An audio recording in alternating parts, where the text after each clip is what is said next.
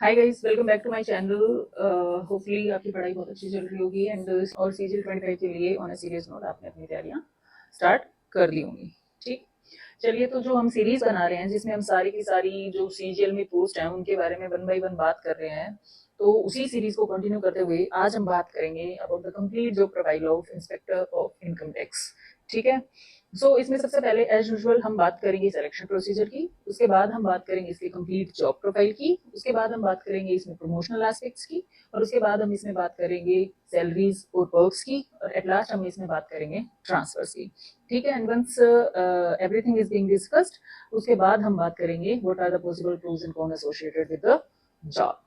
ठीक है, चलिए स्टार्ट करते हैं। सिलेक्शन प्रोसीजर में क्या होता है कि इसका जो सिलेक्शन है वो एसएससी सीजीएल के एग्जाम के थ्रू होता है। SSC CGL staff selection commission combined graduate level examination होते हैं, जिसमें क्या होता है ग्रेजुएट लेवल के जो बच्चे होते हैं वो उस एग्जाम में अपियर हो सकते हैं और कंपटीशन को फाइट कर सकते हैं। ठीक है, तो इसमें क्या एग्जाम पैटर्न होता है, इसमें दो एग्जाम होते हैं, प्री और मेंस। प्री जिसको टीयर 1 भी बोलते हैं, जो कि सिर्फ क्वालिफाइंग नेचर का होता है, जिसमें फाइनल मार्क्स जो होते हैं वो फाइनल मेरिट लिस्ट में आपके ऐड नहीं होते हैं, और जो टीयर 2 यानी कि मेंस होता है सिर्फ उसी के बेसिस पे आपका सिलेक्शन होता है।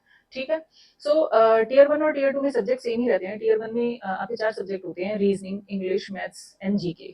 ठीक है, और यही 4 सब्जेक्ट आपके मेंस में भी होते हैं। जो प्री होता है, टीयर 1 होता है, उसमें क्या होता है, ये चारों सब्जेक्ट्स इक्वल मार्क्स के और इक्वल नंबर ऑफ क्वेश्चंस में आते हैं। 1 घंटे का आपका पेपर होता है, 25-25 क्वेश्चन होते हैं, 100 क्वेश्चन आपको कंप्लीट करने होते हैं। Once you are done with the tier 1, तो इसका 4-5 दिन बाद ही आंसर की आ जाती है, और उसके कुछ महीने 1.5 महीने में ही इसका रिजल्ट डिक्लेयर हो जाता है। और जो क्वालिफाइड कैंडिडेट्स होते हैं वो टीयर 2 में अपियर होते हैं।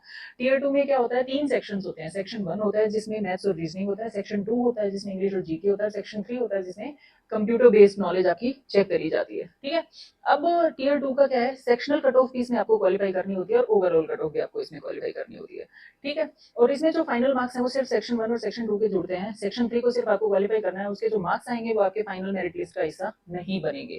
ठीक है, इसमें कंप्यूटर बेस्ड नॉलेज आपकी चेक करी जाती है। Once you are done with the mains exam, उसके अप्रोक्सीमेटली 1.5-2 घंटे के ब्रेक के बाद आपका एक टाइपिंग टेस्ट भी होता है सेम ही वेन्यू पे, जिसमें आपको अप्रोक्सीमेटली 2000 कीवर्ड्स पर 50 मिनट टाइप करने होते हैं, विच इज प्रीटी अचीवेबल। तो once you are done with the entire process, उसके कुछ 5-6 दिन के बाद वही आंसर की आ जाती है, and you will get the idea how many marks you are gonna score. उसके बाद सारी शिफ्ट को मिला के जब फाइनल रिजल्ट डिक्लेयर होता है तो उसमें नॉर्मलाइजेशन भी होता है बेस्ड ऑन जिसको बेसिस बनाया जाता है, वो सबसे इजी शिफ्ट को बेसिस बनाया जाता है। उसके बाद जो भी उससे हार्ड शिफ्ट होती है उसमें उसी फैक्टर के अकॉर्डिंग जो मार्क्स है वो ऐड हो जाते हैं, सब्ट्रैक्ट हो जाते हैं। तो नॉर्मलाइजेशन के बाद ही आपका रिजल्ट डिक्लेयर होता है, उसमें प्रीटी वास्ट जंप हो जाता है समटाइम्स। ठीक है, तो ये था सारा का सारा एसएससी सीजीएल के बारे में। जैसे आपका फाइनल रिजल्ट आता है तो आप सेलेक्टेड पोस्ट मिल जाती है। सेलेक्टेड पोस्ट जब मिल जाती है तो कंसर्न डिपार्टमेंट आपको कॉल करते हैं, वहां पर ज्वाइनिंग प्रोसेस कंप्लीट होता है। ठीक है, इसके अलावा इन जॉब के बारे में, पोस्ट के बारे में कुछ भी स्पेसिफिक आपको जानना है तो आप क्या कर सकते हैं, ssc.gov.in की ऑफिशियल वेबसाइट को विजिट कर सकते हैं, या उधर अभी सीजीएल का 25 का नोटिफिकेशन आउट है, वो आप रीड आउट कर सकते हैं। उसके अलावा मैंने सीजीएल पे स्ट्रेटेजी पे जो वीडियो बनाई है उसमें मैंने ब्रीफ डिस्क्रिप्शन पहले एसएससी सीजीएल का और उसके अंदर जितनी भी पोस्ट है सबका दिया है, वो जाके भी देख सकते हैं। ठीक है, और क्या करना है, उसके अलावा किसी भी जॉब प्रोफाइल के बारे में आप जानना चाहते हैं तो 4600 ग्रेड पे के अंदर मैक्सिमम जो ग्रेड पे प्रोफाइल्स हैं वो मैंने सारे के सारे कवर कर लिए हैं। आप मेरे प्रोफाइल पे जाके उसको चेक कर सकते हैं, डिस्क्रिप्शन बॉक्स में भी मैं उनका लिंक डाल दूंगी। ठीक है, ये तो था सिलेक्शन प्रोसीजर के बारे में। चलिए अब बात करते हैं जॉब प्रोफाइल की। ठीक है, इनकम टैक्स क्या होता है, इनकम टैक्स एक वो टैक्स है जो हमें अपनी इनकम पे ऑफ कोर्स देना पड़ता है। ठीक है, जैसे मैं एक सैलरीड एम्प्लॉय हूँ, करेक्ट। सैलरीड एम्प्लॉय होने के नाते क्या होगा कि मैं जितना भी साल में टोटल जितना भी ग्रोस कमाती हूँ उसके ऊपर एक पर्टिकुलर अमाउंट ऑफ टैक्स मुझे गवर्नमेंट को पे करना पड़ेगा। सिमिलरली कोई बिजनेस ओनर है तो उसको अपने नेट प्रॉफिट पे जितना भी टैक्स बनेगा वो गवर्नमेंट को देना पड़ेगा।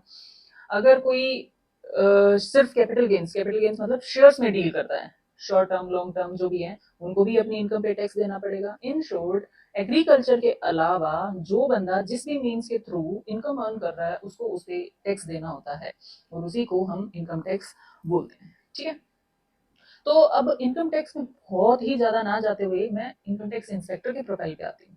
ठीक है, इसमें क्या होता है कि इनकम टैक्स में जब आप ज्वाइन कर लेते हो उसके बाद इसमें फर्दर बहुत सारे मल्टीपल डिपार्टमेंट्स हैं, इसके अंदर डिविजन्स कह सकते हो आप उनको, बहुत सारे डिपार्टमेंट्स हैं जहाँ पे उनकी पोस्टिंग हो सकती है। फॉर एग्जाम्पल, ठीक है, सेग्रीगेशन में आपको बताती हूँ, जैसे क्या हो सकती है, असेसमेंट पोस्टिंग्स हो सकती हैं, नॉन असेसमेंट पोस्टिंग्स हो सकती हैं, इन्वेस्टिगेशन पोस्टिंग्स हो सकती हैं, ठीक है। उसके अलावा जो ITAT हमारा ट्राइब्यूनल है उसमें भी आपकी पोस्टिंग्स हो सकती है। हम इसके बारे में बाद में बात करेंगे कि क्या क्या चीज़ें हैं, ठीक है। चलिए सबसे पहले हम बात करते हैं असेसमेंट पोस्टिंग की। असेसमेंट क्या होता है कि जैसे मानो हम ITR फाइल करते हैं, ITR में हम बता देते हैं कि जी मैंने पूरी की पूरी ग्रोस तनख्वाह इस साल इतनी कमाई है, this is my gross salary during the entire period. फिर उसमें जो भी एलिजिबल डिडक्शन होते हैं वो हम क्लेम कर लेते हैं और फाइनली एक नेट इनकम हम बताते हैं और इसके बाद हम बोलते हैं कि ये हमारा टैक्स बनता है और हम रिटर्न फाइल कर देते हैं। फिर वो क्या होता है, वो रिटर्न प्रोसेस होता है ना। अगर कोई रिटर्न फाइल आप में से करता है तो उसको पता होगा कि वो रिटर्न प्रोसेस होता है जहाँ CPC बेंगलोर, CPC का सेंट्रल प्रोसेसिंग सेंटर है इनकम टैक्स का, जहाँ पे वो प्रोसेसिंग होती है, एक सॉफ्टवेयर काम करता है। अगर वो सक्सेसफुली प्रोसेस हो जाता है आपके फाइल डेटा के साथ तो कोई प्रॉब्लम नहीं है। बट समटाइम्स क्या होता है कि वो सक्सेसफुली प्रोसेस नहीं होता है। जैसे मानो कि मैंने बोला है कि जी मैं 10 लाख कमाती हूँ, उसके बाद मैंने 4 लाख का होम लोन प्रिंसिपल और इंटरेस्ट क्लेम कर रखा है और बचे हुए 6 लाख पे मैंने टैक्स दे रखा है, ठीक है। तो समटाइम्स CPC क्या करेगा, उस केस को सेलेक्ट कर लेगा और मुझे क्वेरी भेजेगा अपने E फाइलिंग पोर्टल पे कि अच्छा ये बताइए कि आपने ये जो 4 लाख का क्लेम किया है वो किस बेसिस पे किया है, क्या डिटेल्स है। एक तरीका ये है। दूसरी चीज क्या होगी कि वो उस केस को सेलेक्ट करके जिस जगह मेरा पैन है, हर पैन को एक ऑफिसर असाइंड होता है, जिस जगह मेरा पैन है उस असेसिंग ऑफिसर को भेज देगा कि ये जो इंसान है इनके ये जो क्लेम किए हुए हैं होम लोन वाले आप वेरीफाई कीजिए, ठीक है। तो वेरिफिकेशन का काम जब AO करता है ना तो मुझे एक लेटर भेजेगा, मुझसे पूछेगा कि बताओ आपने कहाँ से होम लोन ले रखा है, कौन से बैंक से ले रखा है, कितने का ले रखा है, क्या आपने जो क्लेम डाला है वो सब कुछ सही डाला है, ये सब कुछ चीजें पूछ के अपॉन हिज और हर सेटिस्फेक्शन वो क्या करता है, फाइनली जब सब कंप्लीट हो जाता है तो एक असेसमेंट कंप्लीट करता है। असेसमेंट उसको बोलेंगे कि हाँ जी मैंने वेरीफाई कर लिया है, इसने होम लोन जो बताया है वो सब सही बताया है, इस यही अकाउंट नंबर है, ये इतने का लोन है और इसने जो लिखा है सब कुछ सही लिखा है, तो आप इसको प्रोसेस कर सकते हैं, ठीक है। दूसरी चीज क्या हो सकती है, हो सकता है मैंने गलत क्लेम करा हूँ, बोगस क्लेम करा हूँ, ठीक है। तो मेरे पास कोई डिटेल्स ही नहीं होगी देने की, उस केस में वो 4 लाख को क्या करेगा, वापसी जाके बोलेगा 10 लाख पे टैक्स पे करो, आपने 6 लाख पे गलत पे करा, 10 लाख पे टैक्स तो पे करवाएगा ही, उसके बाद बोलेगा तुमने झूठ बोला है तो उसकी पेनल्टी लगाओ। तो ये सारा जो प्रोसीजर होता है ना वो असेसमेंट बोलते हैं उसको, ये असेसमेंट का काम होता है। तो ये एग्जांपल मैंने आपको सिर्फ सैलरी वाले का दिया, बड़े बड़े बिजनेसेस, बड़ी बड़ी कंपनीज या किसी भी स्केल के बिजनेसेस, सारे जो बिजनेसेस होते हैं जिनका क्लेम हमें लगता है कि बोगस है, वो केसेस सेलेक्ट हो के हमारे पास आते हैं और फिर फर्दर वेरिफिकेशन होती है और उसको कंप्लीट करने का काम असेसमेंट का होता है, ठीक है।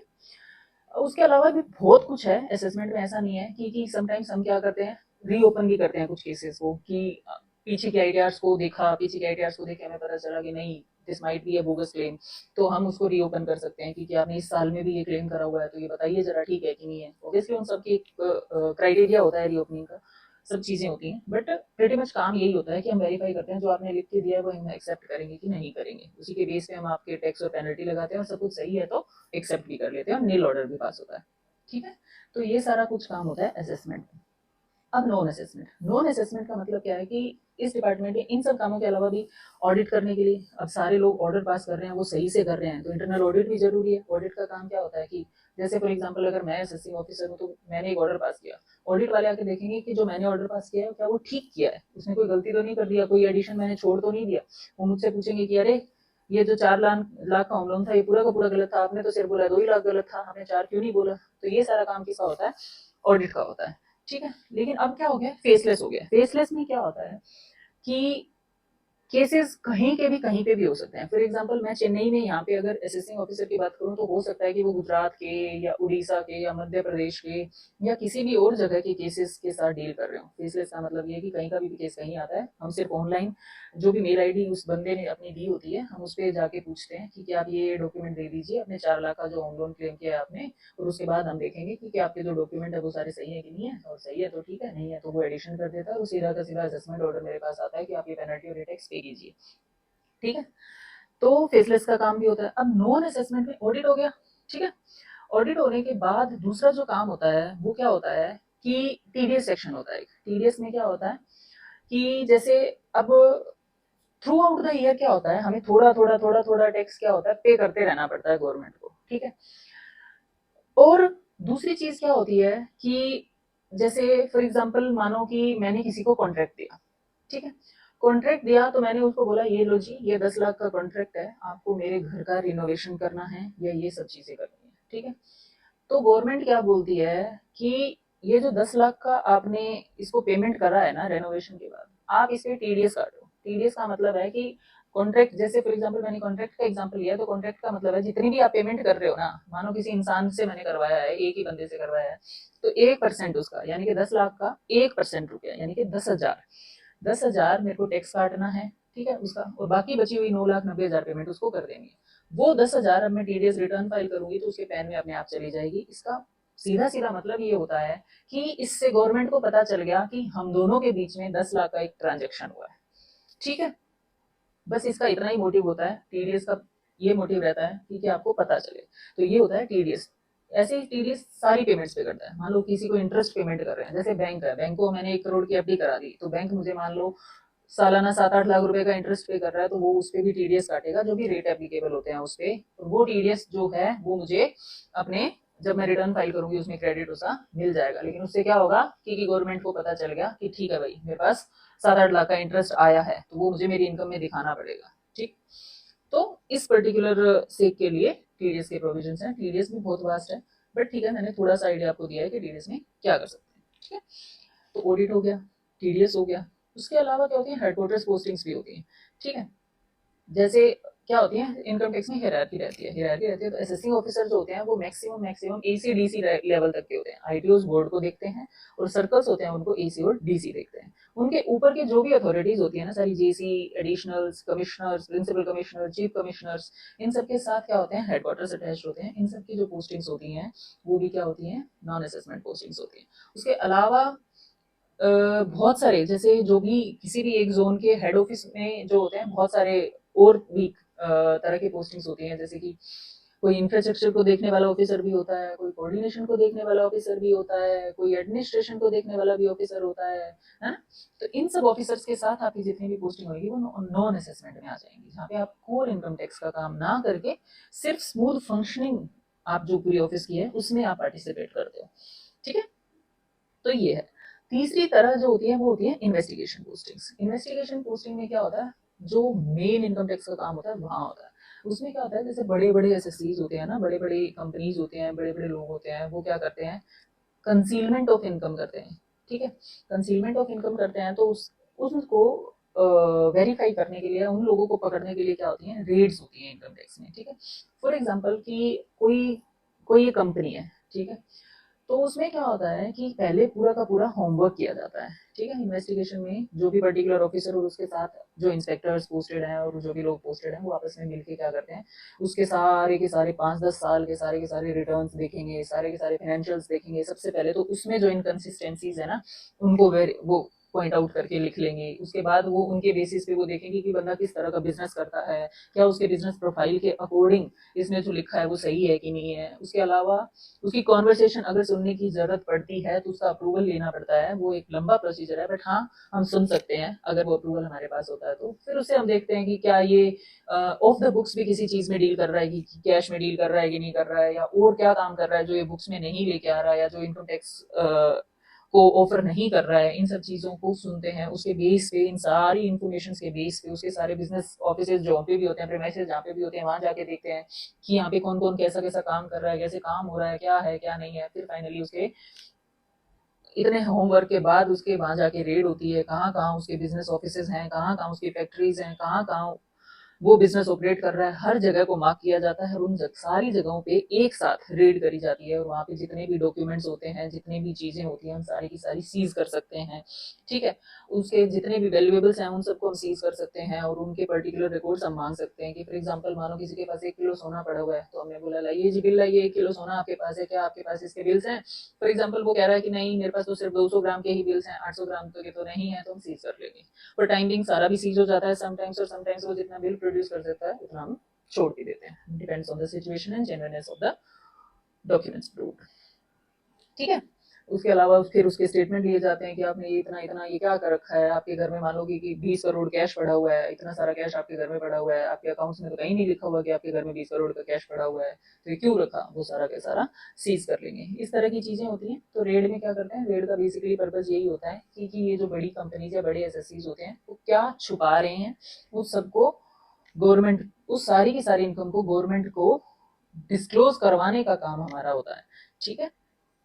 तो ये पर्पस रहता है रेट्स का। जब रेट कंडक्ट हो जाते हैं उसके बाद हम उनको बुलाते रहते हैं स्टेटमेंट्स के लिए कि बताइए ये सब चीज़ें एक्सप्लेन कीजिए, हमें लगता है कि ये झूठ बोल रहा है या सही नहीं बोल रहा है, इसके पास प्रॉपर डॉक्यूमेंट नहीं है, तो सारी इनकम जोड़ जाड़ के हम क्या करते हैं, ऐड कर देते हैं उसमें, और उसके बाद फिर से वो असेसमेंट होता है जो कि असेसिंग ऑफिसर जहाँ पे भी वो जाएगी फाइनली वो देखेगा कि ठीक है भाई आपने इतना कुछ छुपा रखा था, ये सारी की सारी इनकम पे तो आपको टैक्स देना ही है, इस पे अब आप पेनल्टी भी पे करो, है ना, जो कि पेनल्टी समटाइम्स 100% टू 200% तक भी लग जाती है। ठीक है, इसलिए हमें इनकम टैक्स से कुछ भी छुपाना नहीं चाहिए।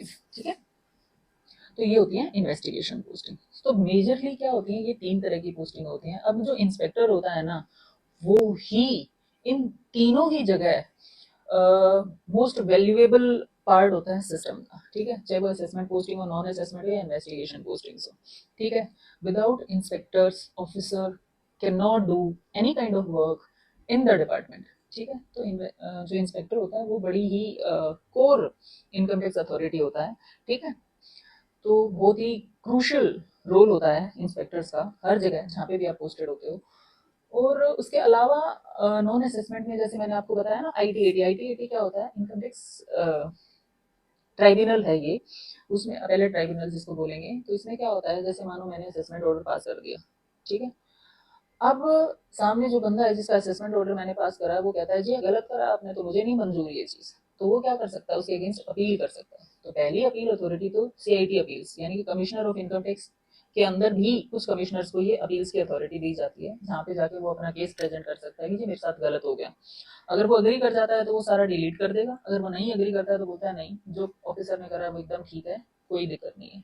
तो एसएससी उसके बाद क्या करता है, आईटीएटी, आईटीएटी में भी वो जा सकता है। मान लो कि आईटीएटी ने वो बोल दिया कि नहीं जी सही करा है सब कुछ, तो वो हाई कोर्ट जा सकता है, सुप्रीम कोर्ट जा सकता है। ठीक है, और सिमिलरली कोई भी अथॉरिटी कहीं पे भी उस ऑर्डर को उस एडिशन को डिलीट कर सकती है, और डिलीट करके बोल सकती है कि नहीं जी आपने गलत करा और बंदा जो बोल रहा है वो सही बोल रहा है। ठीक है, तो उस केस में क्या होता है, इनकम टैक्स भी फर्दर अपील में जा सकता है कि जी नहीं हमने सब कुछ सही किया था, ये आईटीएटी ने या सीआईटी अपील्स ने या हाई कोर्ट ने गलत चीज कर दी कि उन्होंने डिलीट कर दिया, ऐसा नहीं होना चाहिए था।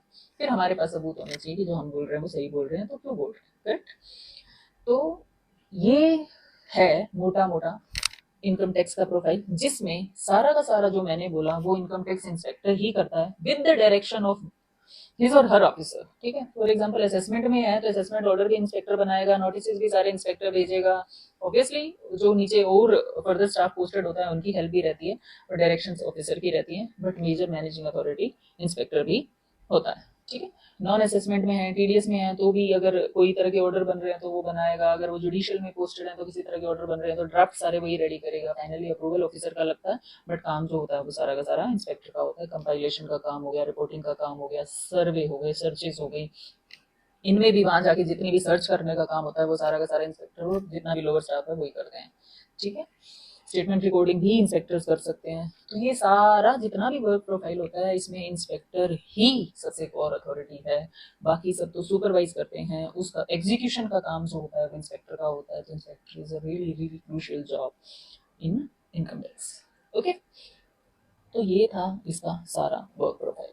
इसमें अगर आपको कोई भी डाउट है, कोई भी आपको क्वेश्चन पूछना है तो आप पूछ सकते हो कमेंट सेक्शन में, I definitely respond to that. चलिए, अब हम बात करते हैं प्रमोशंस की। प्रमोशंस की अगर मैं बात करूं तो सबसे पहले हायरार्की हम समझ लेते हैं। तो ऑफ कोर्स आपको डिपार्टमेंटल एग्जाम क्लियर करना होता है। डिपार्टमेंटल एग्जाम क्या होता है, जैसे आप इंस्पेक्टर एंटर करते हो तो एक तो आपको कॉन्फर्मेशन, इंस्पेक्टर्स का एक कॉन्फर्मेशन एग्जाम होता है वो पास करना होता है। फिर प्रमोशन के लिए एक आईटीओ का प्रमोशनल एग्जाम होता है वो पास करना होता है। 2 एग्जाम आपको पास करने होते हैं। अब कॉन्फर्मेशन एग्जाम और प्रमोशनल एग्जाम दोनों में 4 सब्जेक्ट आते हैं और चारों सेम सब्जेक्ट हैं। जो इंस्पेक्टर्स में आते हैं वही आईटीओ वाले में आते हैं, जस्ट थोड़ा सा लेवल इंक्रीज हो जाता है। ठीक है, बस इतना ही डिफरेंस है और कोई नहीं है। और चारों ही सब्जेक्ट जो होते हैं वो प्रीटी अचीवेबल, ऐसा कुछ नहीं है कि बहुत ही भयंकर डिफिकल्ट कोई चीज आ रही है या कुछ हो रहा है, बहुत इजीली हो जाता है। Once you get into the department आपको पता चल जाएगा कि कोई बड़ी बात नहीं है। ठीक है, तो डिपार्टमेंटल एग्जाम्स की लोड लेने की तो बिल्कुल भी जरूरत नहीं है, और बहुत सारी अपॉर्चुनिटीज आपको मिलती हैं। 7-8 अटेम्प्ट आपके पास होते हैं, हर एक अटेम्प्ट में से भी एक पेपर आप क्लियर करो तो भी चलेगा, कोई इशू नहीं है। ठीक है, तो ये डिपार्टमेंटल एग्जाम जब आप क्लियर कर लेते हो तो ही आप आईटीओ के प्रमोशन के लिए एलिजिबल होते हो। अब आईटीआई से आईटीओ के प्रमोशन के लिए एलिजिबल तो आप 4 साल में हो जाते हो, लेकिन 4 साल में प्रमोशन हो पाना बड़ा ही मुश्किल है। ठीक है, पहले क्या होता था, साउदर्न रीजन में बहुत अच्छे प्रमोशन थे। ठीक है, तो बहुत अच्छे प्रमोशन थे, उस वजह से यहाँ पे जल्दी जल्दी प्रमोट हो जाते थे। बट अभी क्या हुआ है, जब से ट्रांसफर बैन हुए हैं तब से थोड़ी स्टेग्नेशन आ गई है। अभी मुझे ही यहाँ पे इंस्पेक्टर में this September I will complete 8 years and another 2 years I guess my promotion will not be there. So you can see कि सच्चाई क्या है, प्रमोशंस की थोड़ी सी ऐसी ही है। सो आईटीआई टू आईटीओ बनने में आपको ये मानो कि अभी अगर आप फ्रेश ज्वाइन करोगे तो आपको इतना टाइम तो मिनिमम लेके ही चलना है, 8 to 10 years तो लग जाएगा आपको, ये मान के चलो आप। ठीक है, उसके बाद आईटीओ से आप बनते हो assistant commissioner of income tax, जो कि एक आईआरएस पोस्ट होती है। अगेन उसमें भी आपको 10 से 12 साल का टाइम लगेगा। ठीक है, अब मैंने जो स्टार्ट किया था डिपार्टमेंट में 25 की एज में किया था। ठीक है, सो 10 साल आप आईटीओ के मान लो, 10-12 साल आप एसीआईटी के मान लो, सो 22 years की सर्विस कंप्लीट करके मैं आईआरएस बनूंगी। ये भी सिर्फ मैं स्पेकुलेट कर सकती हूँ, जब वो प्रमोशन आएंगे तब क्या सच्चाई होगी वो डिफरेंट चीज है। करेक्ट। सो एसीआईटी से फिर 4 साल बाद आप डीसीआईटी बनते हो, डीसीआईटी से 4 साल बाद आप जेसीआईटी बनते हो, जेसीआईटी से 4 साल बाद आप एडिशनल बनते हो। ठीक है, मैक्सिमम इंस्पेक्टर्स जो होते हैं वो जेसी और एडिशनल तक ही जा पाते हैं। ठीक है, अब टाइमली प्रमोशन अगर हो जाते हैं तो आप अच्छी रैंक पे जा सकते हो, लेकिन this is not the scenario anymore, है ना। अगर कुछ चेंजेस आ जाते हैं, कोई नए कैडर और बीच में इंट्रोड्यूस हो जाते हैं, तो मे बी अगर प्रमोशन फास्टर हो जाए तो वो एक फ्यूचर एस्पेक्ट है जिसमें बोल रहे हैं कि कैडर रिस्ट्रक्चरिंग इज पॉसिबल। सो उस केस में प्रमोशन थोड़े फास्ट हो जाएंगे, बट जो नए बच्चे आएंगे उनके लिए तो थोड़ा सा स्टेग्नेशन रहेगा ही रहेगा, क्योंकि जो अभी एग्जिस्टिंग है सिर्फ वही प्रमोट होंगे, तो लोअर कैडर में आपकी वैकेंसी आ सकती है। करेक्ट, ये तो ये है आपके प्रमोशनल एस्पेक्ट कि आप इंस्पेक्टर से आईटीओ बनते हो, आईटीओ से आप एसीआईटी, एसीआईटी से डीसीआईटी, डीसीआईटी से आप जेसीआईटी और जेसीआईटी से एडिशनल बनते हो, और अगर आप फर्दर फेयर चांसेस किसी के पास हैं तो वो एडिशनल से सीधा सीधा CIT commissioner of income tax बनता है। ठीक है, सो ये था इसके प्रमोशनल एस्पेक्ट के बारे में। अब अगर मैं सैलरीज और पर्क्स की बात करूँ तो सैलरी तो ये सीधी सीधी ग्रुप बी की पोस्ट हो गई है अब, जो लेटेस्ट हमारे रिक्रूटमेंट रूल चेंज हुए हैं उसके अकॉर्डिंग। सो ये ग्रुप बी की नॉन गजेटेड पोस्ट है, 4600 ग्रेड पे की पोस्ट है। यहाँ की बेसिक सैलरी 44,900 होती है। फिर उसके ऊपर आपका DA as on date it's 55%। ठीक है, फिर HRA metro cities X cities में 30% ऑफ बेसिक, वो जितना भी मिलेगा वो मिलेगा। उसके बाद आपको ट्रांसपोर्ट अलाउंसेस मिलते हैं अप्रोक्सीमेटली 5400 रुपीज के, जो कि हमारा है, बट आप अगर ज्वाइन करते हो उस टाइम पे आपका 3600 रहता है। ठीक है, ट्रांसपोर्ट अलाउंसेस रहेगा। ठीक है, तो बस इन सब के बाद ग्रोस आपकी बनती है, और ग्रोस में से आपका एनपीएस डिडक्शन हो जाता है, और किसी की अगर टैक्सेबल इनकम रहती है तो थोड़ा थोड़ा इनकम टैक्स भी वो काट लेते हैं, जो कि स्टार्टिंग में इतना नहीं रहता, धीरे धीरे आप टैक्सेबल स्लैब्स में आते चले जाते हो तो वो सारे डिडक्शन हो जाते हैं। सो इन एंड सैलरी आपकी अप्रोक्सीमेटली 75 to 85,000 आएगी upon joining as on date. ठीक, उसके अलावा मैं अगर पर्क्स की बात करूं तो ऑब्वियसली आप जो कोटर्स होते हैं उनके लिए एलिजिबल होते हो, जो सेंट्रल गवर्नमेंट हेल्थ स्कीम होती है उनके लिए आप एलिजिबल होते हो। ठीक है, उसके अलावा एचटीसी एलटीसी के लिए आप एलिजिबल होते हो। उसके अलावा जो भी आपके बच्चे हैं उनके लिए चाइल्ड केयर अलाउंसेज आपको मिलते हैं 2 बच्चों तक, उनके लिए आप एलिजिबल होते हो। हॉस्टल अलाउंसेज उनके लिए आपको मिलते हैं, उनके लिए भी आप एलिजिबल होते हो। तो ये सारे जो भी पर्क्स हैं वो भी आपको मिलते हैं। ठीक है, उसके अलावा जब आप नए ज्वाइन करते हो तो 8 साल तक लगातार हर साल में एक बार आप होम ट्रेवल कंसेशन, जैसे मानो चेन्नई से मैं अगर अपने घर जाती हूँ तो जाने और आने का एक बार साल में मेरे को खर्चा मिलेगा, तो एक ही बार मेरे को अपने फैमिली मेंबर से मिलेगा, अगर वो भी यहाँ से घर जाके वापसी आते हैं तो। ठीक है, और अगर मैं मान लो कि एसटीसी नहीं ले रही हूँ तो उस केस में मैं एलटीसी यानी कि लोकल ट्रैवल कंसेशन, जिसमें क्या करते हैं, अगर इंडिया घूमना है मेरे को, कहीं पे भी जाना है ना, तो वहाँ की कनेक्टिविटी में AC2 टियर का खर्चा मेरे को मिल जाएगा आने और जाने का। ठीक है, सिर्फ इतना मिलेगा। मानो फॉर एग्जाम्पल मेरे को अंडमान जाना है तो अंडमान जाने के लिए मुझे बाई फ्लाइट ही जाना पड़ेगा, क्योंकि वहां से आप रोड से या ट्रेन से कनेक्ट नहीं कर सकते। तो उस केस में मुझे जो भी उस दिन का फेयर है वो एयर ट्रेवल का मिल जाएगा। ठीक है, सिर्फ आने और जाने का खर्चा मिलता है आपको और आपके फैमिली मेंबर्स को 2 साल में एक बार। 8 साल बाद क्या होता है, 4 साल का ब्लॉक पीरियड हो जाता है और 4 साल में एक बार आपको मिलता है। ठीक है, उसके अलावा दिवाली बोनस मिलता है कुछ 7,000 रुपीज के अराउंड, जो ईयरली एक ही बार मिलता है आपको, वो हो सकता है। उसके अलावा जो इंस्पेक्टर्स होते हैं उनको पेट्रोल अलाउंसेस भी मिलते हैं मंथली सैलरी के अलावा। पेट्रोल अलाउंस जो होता है उनका 30 लीटर्स का होता है, तो approximately 3,000 rupees as on date अगर मैं बात करूँ तो पर मंथ आपको पेट्रोल अलाउंस का भी मिलता है। ठीक है, और उसके अलावा जितने भी पर्क सेंट्रल गवर्नमेंट एम्प्लॉयज के लिए रहते हैं वो सारे के सारे इसमें भी रहेंगे। ठीक है, जो मेरी अर्लियर वीडियोज है उनमें मैंने काफी डिटेल में आपको बताया था, वहाँ पे भी देख सकते हो। चलिए, अब अगर मैं ट्रांसफर्स की बात करूं तो transfer as on date income tax में बंद है। अगर आपको अपॉन ज्वाइनिंग कोई भी स्टेट मिल गया तो आप उस स्टेट से बाहर नहीं जा सकते। ठीक है, कंप्लीटली बैन है। ठीक है, ये तो है फैक्ट। उसके बाद अगर मैं बात करूं तो हाँ, क्या इस डिसीजन को एक्सेप्ट कर लिया? नो, बहुत सारे केसेस चल रहे हैं इसके अगेंस्ट। उनका डिसीजन क्या आएगा वो हमें फ्यूचर में पता चलेगा, बट एज ऑन डेट ये ट्रांसफर बंद है। ठीक है, क्या है उसके जगह एक लोन बेसिस पॉलिसी इन्होंने न्यू इम्प्लीमेंट करी हुई है, जिसमें क्या होता है आप 3 साल के लिए अपने घर जा सकते हो। फॉर एग्जांपल मैं चेन्नई पोस्टेड हूँ, अगर मुझे राजस्थान ट्रांसफर चाहिए तो मैं 3 साल के लिए लोन बेसिस ट्रांसफर पे जा सकती हूँ, जिसको फर्दर 2 साल के लिए एक्सटेंड किया जा सकता है on the basis of my grounds of extension. अगर वो अग्री करती हैं हायर अथॉरिटीज तो ही वो एक्सटेंड होगा, वरना वो नहीं होगा और उसके बाद मुझे वापस आना पड़ेगा 3 से 5 साल के अंदर। सो ये इकलौती लोन पॉलिसी जो है ट्रांसफर की वही एग्जिस्ट करती है, उसके अलावा कोई ट्रांसफर नहीं है। हाँ, आप डेपुटेशन लगा सकते हो, जैसे कि ईडी में लगा सकते हो या किसी भी मिनिस्ट्री या किसी भी डिपार्टमेंट में टाइम टाइम पे डेपुटेशन निकलते रहते हैं, तो आप अप्लाई कर सकते हो। ठीक है, अगर आपका उसमें हो जाता है तो आप डेपुटेशन पे जा सकते हो, वहाँ कोई प्रॉब्लम नहीं है।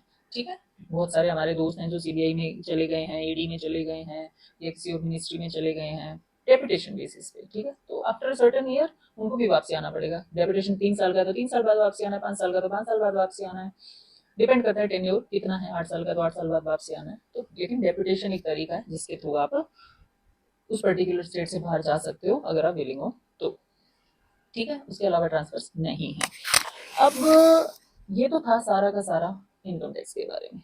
ठीक है, अब अगर मैं प्रोज एंड कॉन्स की बात करूं तो सबसे पहले हम प्रोज की बात कर लेते हैं। प्रो की बात यह है कि वर्क लाइफ बैलेंस बहुत अच्छा है इस जॉब में। मेरे को खुद इस डिपार्टमेंट में काम करते हुए 8 साल हो जाएंगे कमिंग सितंबर में, and I find it pretty much convenient जो भी मेरा वर्क और लाइफ का बैलेंस है। वीकेंड्स मेरे ऑलमोस्ट फ्री रहते हैं, 10 to 5:30 लगभग मेरा ऑफिस टाइमिंग्स रहता है, तो ऐसा मुझे ज़्यादा प्रॉब्लम नहीं आती है। घर भी मैं साल में 3-4 बार चली जाती हूँ आराम से, छुट्टी की भी इतनी दिक्कत नहीं है। जो लीव्स होती हैं आपको 30 ईयर्स मिलती हैं, 20 हाफ डे लीव्स मिलती हैं, 8-10 कैजुअल लीव्स मिलती हैं। ठीक है, तो आप आराम से घर पे ट्रैवल कर सकते हो। तो work life balance is good in this post. Social recognition and respect is high in this post I would say. ठीक है, तो वो भी एक पॉजिटिव पॉइंट है अगर किसी को ठीक लगे तो। This job is also more suitable for the girls candidate.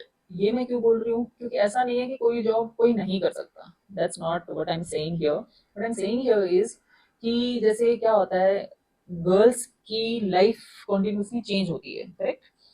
जब आप बैचलर होते हो, अनमैरिड होते हो तो आपकी लाइफ डिफरेंट होती है, फिर आप मैरिड होते हो तो आपकी लाइफ डिफरेंट होती है, then if you start a family then your life is completely different. तो ये जो फेजेस आती हैं, इन फेजेस में स्मूथली नेविगेट करने के लिए ये जॉब काफ़ी अच्छी है। मिनिस्ट्रियल पोस्ट भी काफ़ी अच्छी हैं, जितनी भी सारी मिनिस्ट्रीज होती हैं उनमें भी काफ़ी अच्छा है।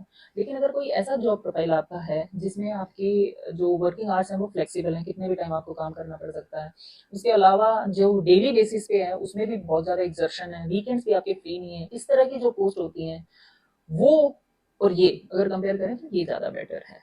इसका मतलब ये बिल्कुल नहीं है कि कोई पोस्ट, कोई अदर पोस्ट जैसे for example SI in CBI या एएसओ इन ईडी या नार्कोटिक्स इंस्पेक्टर की जो पोस्ट है वो गर्ल्स ऑप्ट ना करें, ऐसा नहीं है। इट्स जस्ट कि अगर आपको इस तरह से सोच के अगर चलना है तो ये बेटर है। ठीक है, अगर मैं कॉन्स की बात करूँ तो इन्वेस्टिगेशन में अगर आप पोस्टेड हो तो थोड़े टाइम के लिए आप मतलब maybe your work life balance might get affected but not too much। ये ट्रांसफर सबसे बड़ा कौन आज की डेट में है कि ट्रांसफर बंद है, आपको जिस जगह पोस्टिंग मिल गई आप वहां से वापसी नहीं जा सकते। So transfer is a very big con as on date, जो आपको कंसिडर करके चलना है। ठीक है, तीसरी चीज ये है कि जैसे हैवी चार्जेस होते हैं यहाँ पे असेसमेंट में, क्या होता है सेंट्रल सर्कल, कॉर्पोरेट सर्कल वगैरह, ये बहुत हैवी चार्जेस होते हैं, जाओ चार्जेस आज की डेट में अगर हैं तो ये सब हैवी चार्जेस में अगर आप पोस्ट हो जाते हो तो maybe further studies is not that much easier. अगर आप फर्दर स्टडी परस्यू करते हो so that might be a con. So ये रिलेटिवली ये है कि कुछ जो प्लेस ऑफ पोस्टिंग्स हैं यहाँ पे बहुत अच्छे हैं, कुछ प्लेस ऑफ पोस्टिंग्स ऐसे हैं जहाँ पे आपको प्लानिंग के साथ नेविगेट करना पड़ता है। ठीक है, उसके अलावा इनकम टैक्स इंस्पेक्टर्स की और कोई कौन नहीं है, बहुत स्मूथ और अच्छी लाइफ है। आप बहुत ही जो क्रीमी लेयर होती है all over the Indian population, उनके साथ वो जो 2-3% लोग होते हैं जो कि टैक्सेस पे करते हैं और दैट टू हाई टैक्सेस पे करते हैं उनके साथ हम डील करते हैं। तो yes, the people we are dealing with are very very valuable for the economy you can say, correct? तो ये सारा था इनकम टैक्स इंस्पेक्टर के बारे में। इसके अलावा इसमें आपको जो भी कुछ पूछना है you please comment down in the comment section, I'll definitely respond to it. Thank you so much for listening guys. If you like the content, do like and subscribe.